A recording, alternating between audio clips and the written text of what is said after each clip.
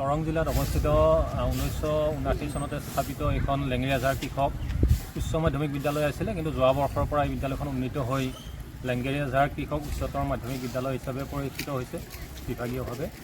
আৰু এই বিদ্যালয়খনত কেইবাবছৰ ধৰি আমাৰ এগৰাকী বিদ্যালয় প্ৰধান স্থায়ীভাৱে নাই, যদিও বিভাগীয়ভাৱে মাননীয় চন্দ্ৰ হাজৰিকা ছাৰক শৈক্ষিক সমন্বয়ক হিচাপে দায়িত্ব এটি দি থৈছে। আৰু এই দায়িত্ব ছাৰে অতি সুচাৰুৰূপে পালন কৰা মই মণ্ডল সমল কেন্দ্ৰ সমন্বয়ক হিচাপে দেখা পাই আহিছোঁ।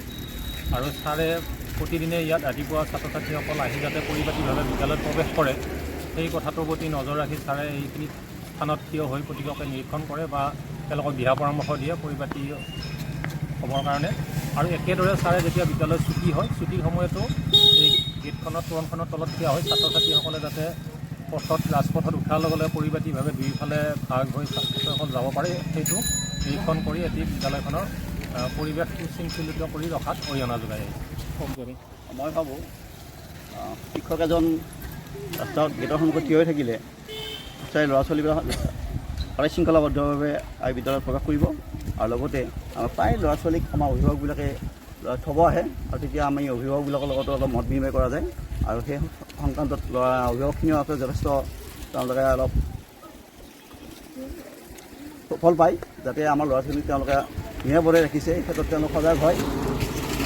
দ্বিতীয়তে যেতিয়া স্কুল ছুটি হয়, তেতিয়া মই আকৌ আহি পুনৰ ইয়াত থিয় হওঁ। ইয়াৰ কাৰণটো হ'ল আমাৰ সন্মুখৰ যিটো ৰাস্তা বিজি ৰাস্তা, ওচৰতে আৰু কেইখনমান স্কুল আছে, তেতিয়া একেলগে ছুটি হয় বা বিভিন্ন গাড়ী অহা যোৱা কৰে, যান জঁটৰ যাতে নহয় বা ল'ৰা ছোৱালী শৃংখলাবদ্ধভাৱে ওলাই যায়, তাৰ প্ৰতি লক্ষ্য ৰাখি মই ইয়াতে থিয় হওঁ। প্ৰাৰ্থনা আৰম্ভ।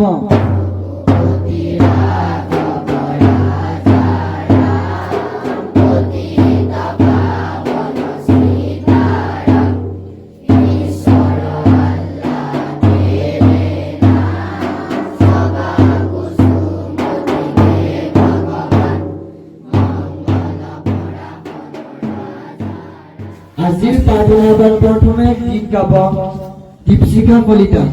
নমস্কাৰ।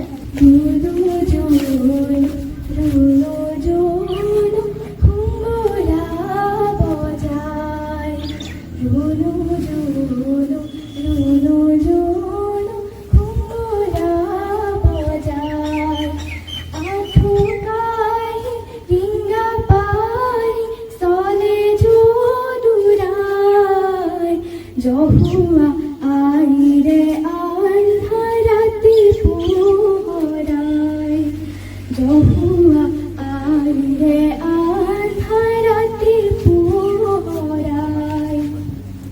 রুনু জুনু রুনু জুনু ঘুঙ্গুরা বজায়, রুনু জুনু রুনু জুনু ঘুঙ্গুরা বজায়।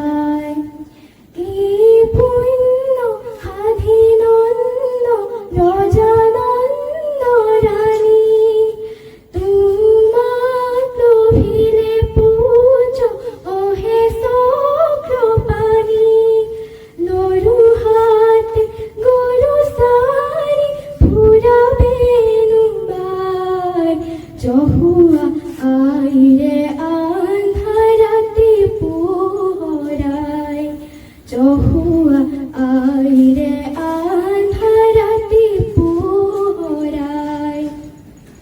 রুনু জুনু রুনু জুনু ঘুঙ্গুরা বজায়, রুনু জুনু রুনু জুনু ঘুঙ্গুরা বজায়। বহুদেব দৈবকে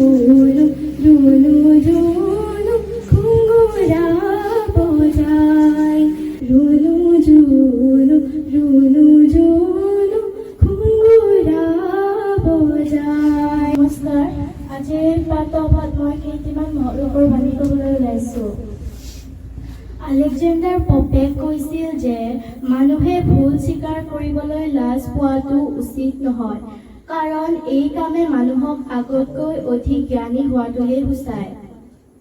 এৰিষ্টটলে কৈছিল যে শিক্ষকসকল জন্মদাতা পিতৃ মাতৃতকৈও বেছি শ্ৰদ্ধাৰ পাত্ৰ, কাৰণ পিতৃ মাতৃয়ে সন্তানক জন্মহে দিয়ে, জীৱন যাত্ৰাৰ প্ৰণালী শিক্ষকেহে নিৰূপণ কৰে। ৰবীন্দ্ৰনাথ ঠাকুৰে কৈছিল যে পৰক আপোন কৰিবলৈ প্ৰতিভাৰ প্ৰয়োজন। অসম আৰু বাংলাদেশৰ সীমাটোৰ নাম কি? শুদ্ধ উত্তৰ দিয়াসকলে মই ধন্যবাদ জ্ঞাপন কৰিলোঁ। উত্তৰটো হৈছে চুতৰকান্দি। সংস্কৃত শ্লোক ক'বলৈ ওলাইছোঁ, ভুল হ'লে ক্ষমা কৰিব। অভিবাদন শিলস্য নিত্যম বিদ্যাৱচেবিনঃ চত্বাৰি দস্য বদ্ধন্তে আয়ুৰ্বিদ্যা যশোবল। ইয়াৰ অৰ্থ হৈছে সাদৰ সম্ভাষণ জনোৱা অভ্যস্তজনৰ আৰু নীতি বিদ্যাজনক সেৱা শুশ্ৰূষা কৰোঁতাজনৰ আয়ুৰ্বিদ্যা যশস্যা আৰু বল এই চাৰিটা বৃদ্ধি পায়। মই আজি পাঠসভাত বক্তৃতা দিবলৈ ওলাইছোঁ, ভুল হ'লে ক্ষমা কৰি দিব।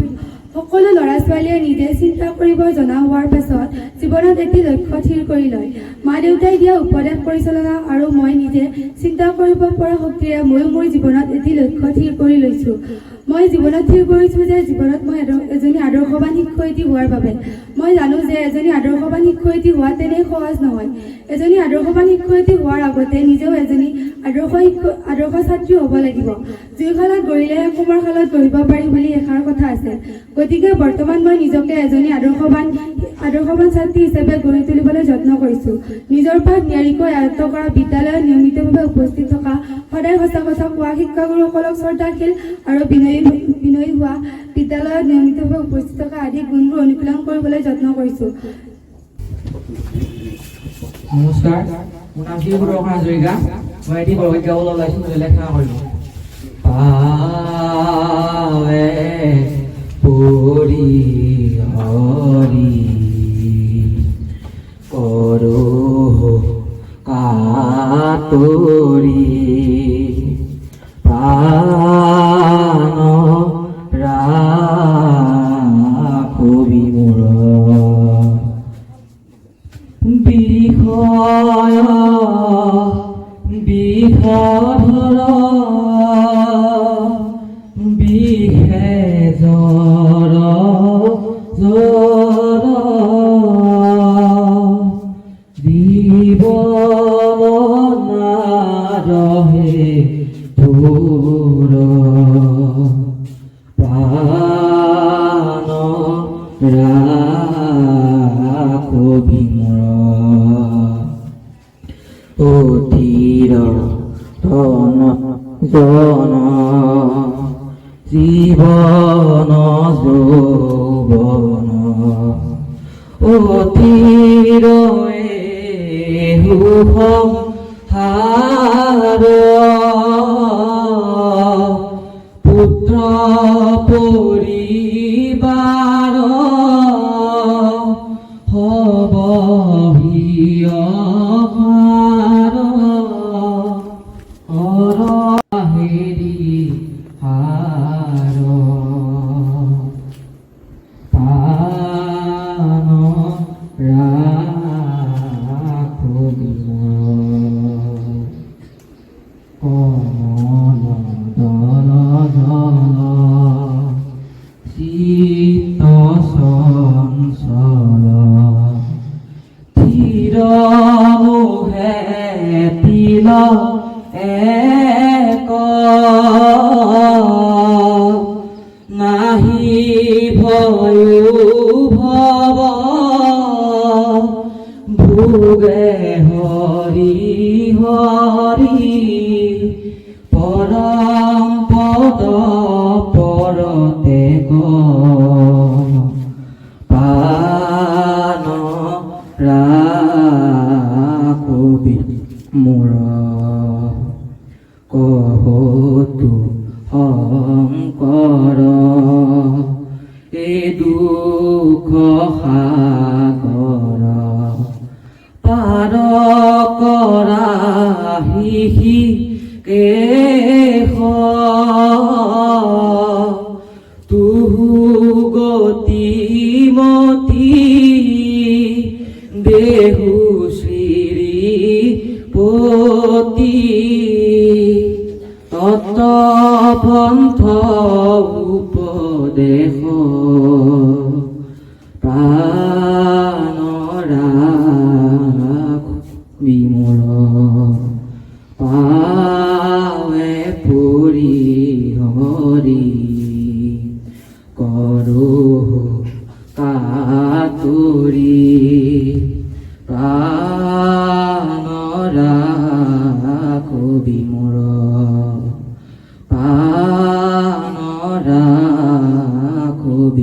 বিমূঢ় প্ৰাণৰা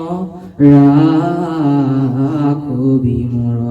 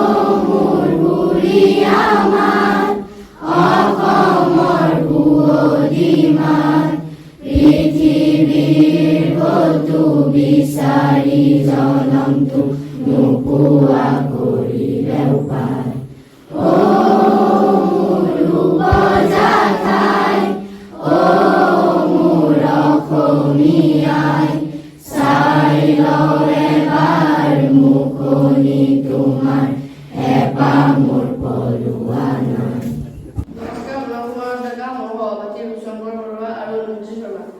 আমি থলুৱা মাছৰ উৎপাদন আৰু জলজ সম্পদৰ সংৰক্ষণৰ বাবে এটা প্ৰকল্প আগবঢ়াইছোঁ। সাম্প্ৰতিক মাজত থলুৱা মাছৰ উৎপাদন আৰু জলজ সম্পদৰ সংৰক্ষণ। অসমত বাৰিষা কালত যথেষ্ট পৰিমাণৰ বৰষুণ হয়, ফলত পথাৰ পানীৰে উপচি পৰে। তেনে পথাৰত ধান খেতিৰ মাজত থলুৱা মাছৰ উৎপাদন কৰিব পাৰি।